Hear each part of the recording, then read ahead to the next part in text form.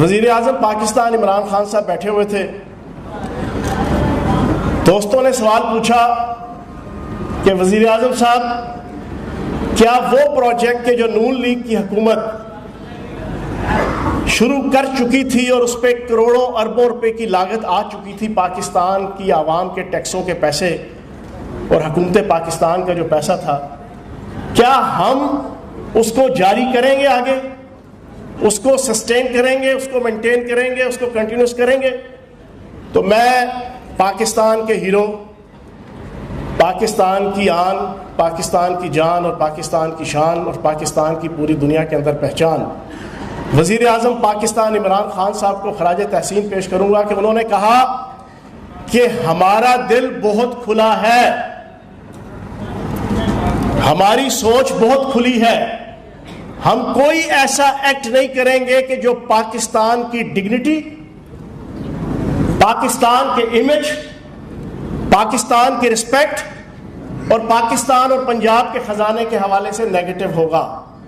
ہم ہر اس پروجیکٹ کو کمپلیٹ کریں گے جو چاہے نون لیگ کی پنجاب اور وفاق کی حکومت نے سٹارٹ کیا ہوگا، لیکن اس میں سرکار پاکستان، گورنمنٹ آف پاکستان اور پاکستان کی 22 کروڑ عوام کے ٹیکسوں کا پیسہ لگا ہوگا. ہم اس کو انشاءاللہ تکمیل تک لے کر جائیں گے.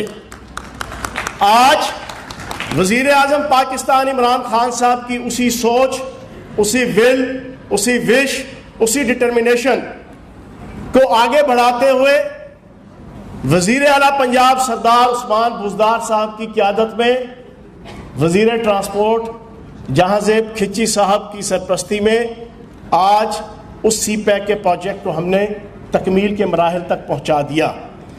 صورتحال یہ ہے کہ اس پروجیکٹ کے لیے میں یہاں پر آج حسب ثابت کوئی ایسی بات نہیں کروں گا جو آپ ایکسپیکٹ کر رہے ہوں گے، میرے صحافی دوست بھی اور پبلک بھی، کیونکہ یہاں پہ چائنیز حکام بیٹھے ہوئے ہیں اور ہم یہاں پر انتہائی پازیٹیو طریقے سے اپنی ساری گفتگو رکھیں گے، لیکن ایک چھوٹا سا انالیسس ضرور آپ کے سامنے رکھوں گا.